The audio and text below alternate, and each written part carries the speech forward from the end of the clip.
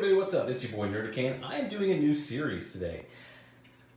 Was Image that good? Back in the 90s, Image was the big thing. This is when, when I was getting into the comics, after a few years, Image came along, and it was the best artists of Marvel. They all got together, said, hey, we're not making enough money drawing other people's characters. We have our own characters, we have our own ideas. Some of them were a little derivative. I'll be the first to say that, but they got together. It was a revolution in comics. People talk about how great those days were. Well, I'm going to go through a lot of these #1 issues to see if it was worth the hype. This was one of the first ones that came out. This was Jim Lee's Wildcats, because Jim Lee was really good at keeping a schedule. He got scooped up later. Wildcats ended. I think most of these characters belong to DC now. I know Grifter belongs to DC. He was in Flashpoint. I don't know what they decided to do with all these other characters, but a lot of them were sort of derivative in this. But form. I'm going to go over the entire thing. The quality, the form, the editing, the layouts, things like that. The art, I don't have to. It's Jim Lee's art. This is Jim Lee back in the 90s when Jim Lee was he was a rising star. He was still pretty new. I think he'd only been in the industry less than 10 years, maybe less than 5 years. But this was really when he was on that rocket ship upwards. Here is the list of credit where credit's due. I don't know if any of these guys are still at Image. So the purpose of your #1 issue, you want to get in, and you got to do a lot in the #1 issue. That's what makes them so difficult. That's what makes them so important. You got to get in, especially when you're bringing new characters. You got to introduce new characters. You have to sort of show what their powers are in a run. You don't have to get into the nitty gritty. You don't have to get into the minutia, but you kind of have to show who they are, what they're like, what they do, and you have to. The purpose of the first issue is to sell the second issue, is to get somebody interested. So many people kind of forget that nowadays. Nerdican at Junior's crying. I gotta go check on her. Okay, it's a whole new day, quite literally. I started filming yesterday. Nerdican at Junior got upset, and then I had to just scrub the whole mission because it was just one thing after another. But anyway, the whole point of the first issue is to sell the second issue. This does a really good job. There's so many Claremont-isms in this book because Jim Lee had worked with Chris Claremont for a very long time. That's a very good thing for an artist who wants to be a writer, who wants to be a creator, is to sort of work, and you see the stories coming from Chris Claremont. You see the structure, you see the way he does things. And that's part of what prepared him to be such a success with Image Comics. A lot of the other guys didn't have that. I think that really was the X factor that Todd McFarlane had and Jim Lee had, and the other ones really didn't have it because they were artists first instead of a hybrid of the two. And but we'll see as I go through this. I'll go through the other creators' things, but it does a lot of flashbacks. It does a flashback, then does a dream sequence flash forward. Those are very Claremont-esque things to do. As a first issue, it does a really good. There's a repeating theme as well. You see this part where Jacob Marlowe he's a homeless guy, he's a bum, he's getting beat up, and then you see where he sort of manifests his powers first and then is pulled out of this gutter, quite literally, by Adriana, who is sort of the source of. She's sort of like a guide.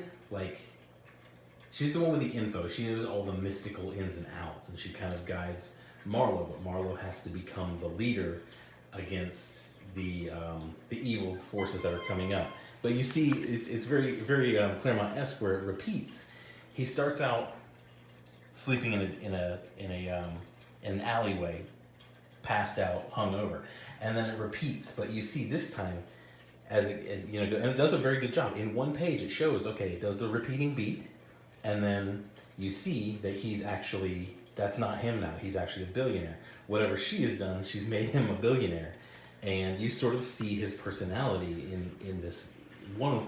2 pages. You sort of get an idea for his personality. He's still kind of rough, because he's still got a little bit of that roughness to him, but he's in the penthouse now. It's a little different. So you get, once again, another Claremont-esque. It's a dream sequence of her death and destruction. You see, and then it goes from there. You meet the team. It's really cool. It's not just like, you know, in 2020 Marvel, it would have been one big panel, all the people standing together in an awkward way, and then it would have had like a little bio next to them, like, and they would have added some stupid cutesy stuff.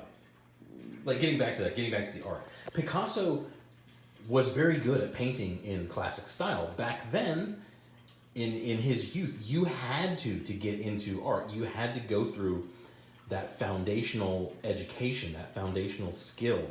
And then it's from there, when they mastered that and they got bored, that's when they started branching out. And that's when you got the modern movement. And then you, as we have now, is like the postmodern movement. The postmodernists, they completely forgo those basic original tenets, those base skills. They completely forgo that, and they go straight to putting like a crucifix with Jesus on it in a bottle of piss. That's postmodern garbage art. That's why art is nobody respects art anymore. Nobody understands art anymore, because it's just this noise. It's just this filler noise. And I really think, if you ask me, modern art is like, it's a money laundering racket. But I'm not going to get into that. But it's a real simple formula, and somewhere along the line, the formula got lost. You have cool looking guys, good looking women, guns, swords, powers, action. That's all you need for a comic book. That was the formula back in the 60s, the formula in the 70s, 80s, the 90s boom, and then somewhere along the line between the 90s boom, we got away from it. So you go from this type of comic book from Image Comics to trans furry prostitutes, a heartwarming tale about that. Yeah, somewhere along the lines, you derailed. I mean, I posed a hypothetical to a friend of mine the other day. What if all these guys who started Image, what if they just came back? What if Jim Lee just said, to hell with DC, I'm going back to Image, I'm going to go do my own thing? What if they all just came back and just decided to do good 90s style action? That would be, once again, a third revolution in comic books. This was the first one. This comic book was so good. If comic books were taught as a college course, there would be a whole chapter on just Wildcats, on just Jim Lee, and Todd McFarlane, on just what the things that they did. It hits all the points. If you're going to start something new, if you're going to start a new universe, if you're going to reboot a universe, if you're going to start a new company, this is the type of comic book you want. Which is why when DC rebooted their universe, they got Jim Lee on Batman doing this. This is what you want. It hits all the things. This was revolutionary in the mid-90s. It was, for the first time, creator-owned properties.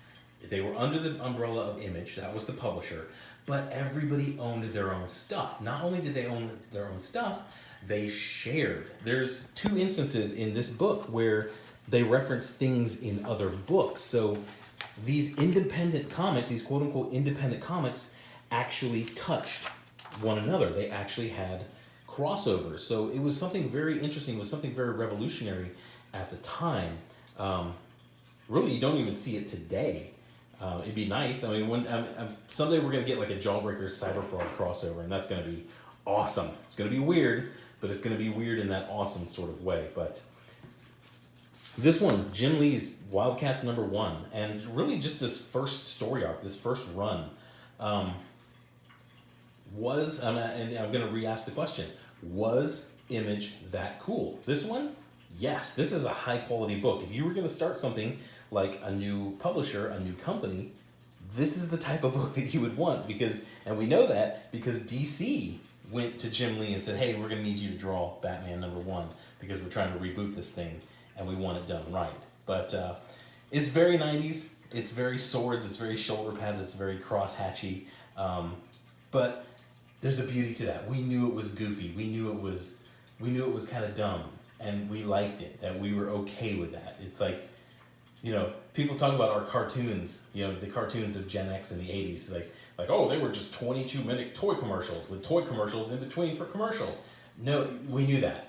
We were okay with it. That's how we got He-Man. That's how we got Thundercats. That's how we got Transformers. They were still good. But this was a thumbs up. If you can find an old copy of it, I say go find an old copy of it, because it is, like I said, if you were going to do a college course on comic books, this would be a good chapter on how to start a new company or reboot something. But that's all I got for this one. You guys go have a good day. I will probably do another one today if I get some time. But thanks for watching. Hit a like, hit a subscribe, and have a good day. And this all flows very efficiently. You go, you meet Spartan, you meet Maul. What was his name? I forget his name. You meet all of these characters one by one. And it's not just an introduction where they walk in and they say, oh, I'm this and I have this, I'm an expert in this, and I'm scared of spiders. No, you see it in sort of a natural way. And this was the natural way that you would see Chris Claremont doing with the X-Men, introducing them. They're doing a training fight. It sort of interrupts the meeting between Marlowe and Spartan.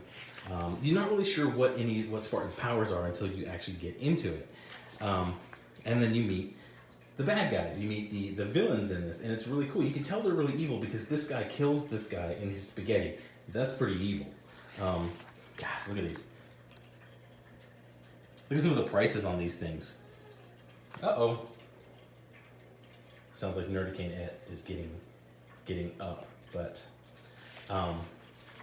all in all, you know, it's got a lot. It's very 90s. It's got a lot of crosshatch. It's got special insert trading cards, which nobody traded and nobody took out of the thing. Look at the design of this.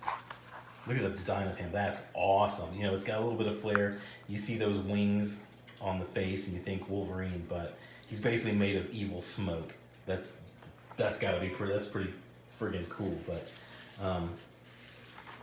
so you go in here. This is another thing that Image was doing, is they were breaking the rules. They understood the rules as, you know, as the original modern art masters. You're like Picasso. They understood the rules of classic, but they knew how to break it. And it's here. I'm gonna go take care of her in just a second. I don't like.